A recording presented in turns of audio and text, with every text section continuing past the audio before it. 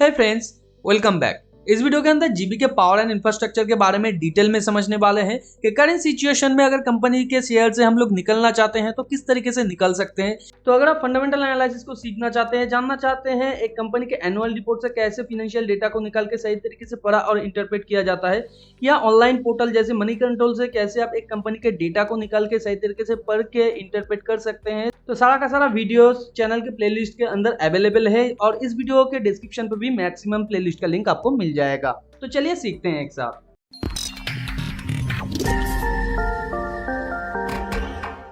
और फिनेंशियल्स के हिसाब से कंपनी के अंदर क्या लॉन्ग टर्म के लिए इन्वेस्टमेंट करना सही रहेगा या शॉर्ट टर्म के लिए इसके अंदर इन्वेस्ट करना सही रहेगा, पूरे डिटेल में समझने वाले हैं। तो जैसे कि आप स्क्रीन पे देख पा रहे हैं, जीबी के पावर का ये वन डे का चार्ट है। वन डे के चार्ट में यहाँ पे कंटिन्यूअसली ये एक बुल ट्रेंड के अंदर था, मगर दिक्कत यहाँ पे ये था, ये अपर सर्किट के ऊपर अपर सर्किट दे रहा था। तो जिन्होंने भी नीचे खरीदा था या जो पैनिक होके यहाँ पे खरीद लिए थे, उन लोगों को जब ये अपर सर्किट दे रहा था तो बहुत मजा आ रहा था, क्योंकि यहाँ पे अपर सर्किट के टाइम आपका पैसा बढ़ता है और उस टाइम पे आप लोग ये नहीं सोचते हैं कि कंपनी आगे आने वाले टाइम पे अगर लोअर सर्किट भी देता है तो इस तरीके से ये देख सकते हैं आप, यहाँ पे वॉल्यूम ही नहीं है और जितना भी वॉल्यूम है उसके अंदर कैपेबिलिटीज ही नहीं है कि कंपनी के शेयर को एक फ्री फ्लोट का मूवमेंट ये दे सके। तो यहाँ पे जब कंपनी के शेयर के अंदर आप लोग एंट्री किए थे तो हो सकता है कुछ ना कुछ सोच के ही आप लोग एंट्री किए थे, मगर करेंट सिचुएशन में आप लोगों का ये क्वेश्चन है कि कंपनी के शेयर से किस तरीके से निकल सकते हैं।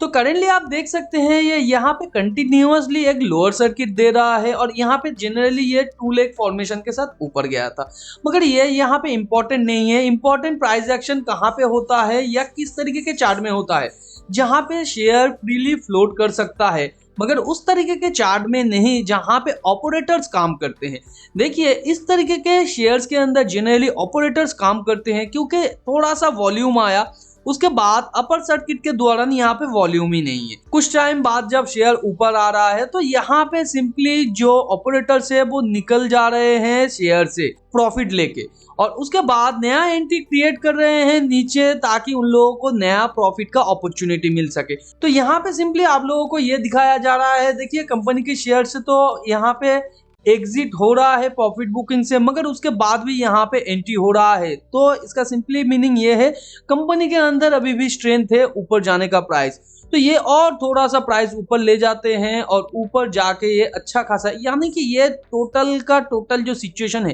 यहाँ पे सिर्फ एग्जिट हो रहा है, नया एंट्री हो ही नहीं रहा है। जो ऑपरेटर्स है या जो स्मार्ट ट्रेडर हैं वो यहाँ पे एग्जिट कर रहे हैं और जो पैनिक बायर है या रिटेल इन्वेस्टर है वो यहाँ पे एंट्री कर रहे हैं। तो करेंट सिचुएशन में 2 तरीके से आप इस शेयर से निकल सकते हैं, क्योंकि आप समझ गए होंगे कि जिनको भी निकलना चाहिए था वो तो निकल गए होंगे और यहाँ पे अभी भी पैनिक रिटेल ट्रेडर हैं जो यहाँ पे निकलना चाहते हैं, क्योंकि वो अपने प्रॉफिट को बचा ही नहीं पा रहे हैं। तो यहाँ पे सिंपली वो प्रॉफिट बचाने के लिए हर दिन यहाँ पे एक प्री मार्केट ऑर्डर डाल रहे हैं, जिसके दौरान जितना भी शेयर उन लोगों के पास है या जितना भी एग्जीक्यूट हो सकता है वो एग्जीक्यूट हो रहा है। खरीदता है कौन? वही पैनिक बायर जो सोचते हैं कि कंपनी का शेयर अच्छे वैल्यूएशन पे है और जो व्हाट्सएप के टिप्स वगैरह उन लोगों को मिलता है तो वहाँ पे वो टिप्स पढ़ के यहाँ पे आ जाते हैं और यहाँ पे थोड़ा थोड़ा यहाँ पे बाय करते हैं, क्योंकि यहाँ पे शेयर का प्राइस भी बहुत कम है,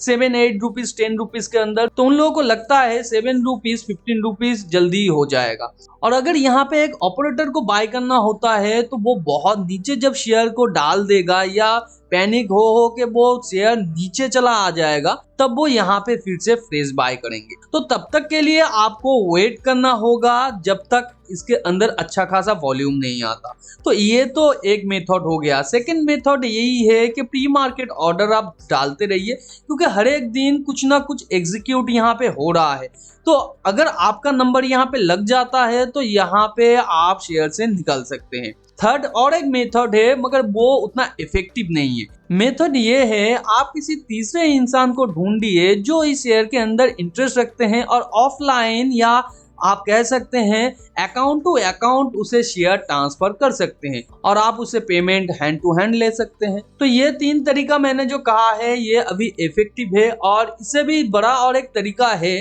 जो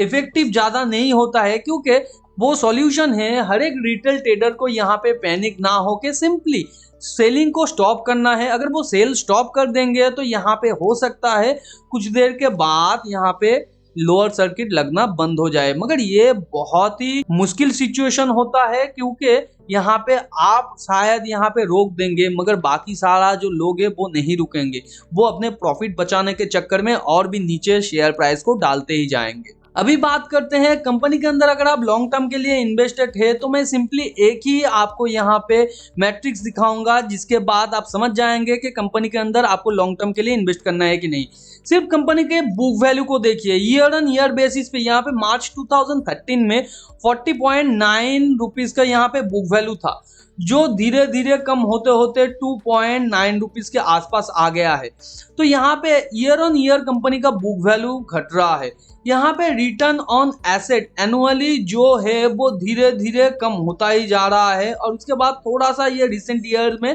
पॉजिटिव में आया है क्योंकि थोड़ा सा ये प्रॉफिटेबल भी हुआ है। और यहाँ पे आरओई लगातार कंपनी का माइनस में है और डेट टू इक्विटी आप देख सकते हैं क्योंकि इस तरीके का कंपनी जो है वो बहुत ही हेवी डेट वाला कंपनी होता है, तो इसके अंदर डेट टू इक्विटी जनरली थोड़ा ज़्यादा ही होता है। मगर according to company revenue consistent नहीं है, कंपनी का जो बुक वैल्यू है वो भी यहाँ पे कंसिस्टेंट नहीं है और रिटर्न भी कंसिस्टेंट नहीं है। तो इस तरीके के कंपनी के अंदर मैं लॉन्ग टर्म के लिए इन्वेस्ट करना पसंद नहीं करता हूँ। मुझे कंसिस्टेंसी देखना पसंद है क्योंकि अगर मैं ये प्रिडिक्ट नहीं कर सकता कि आने वाले 10 ईयर्स में मेरा जो आज का इन्वेस्टेड वैल्यू है वो कितना जा सकता है, वो मैं प्रोजेक्ट नहीं कर सकता, तो मैं वहां पे इन्वेस्ट क्यों करूंगा। मैं सिंपली एफडी में पैसा डाल दूंगा, पैसा कैश में रखूंगा, नया कोई जमीन खरीद लूंगा, यही मेरे लिए बेहतर होगा क्योंकि वहां पे मैं प्रिडिक्ट अगर नहीं भी कर सकता तो भी मुझे कुछ ना कुछ रिटर्न मिल जाएगा। मगर एक कंपनी के अंदर जो कि स्मॉल कैप के आसपास है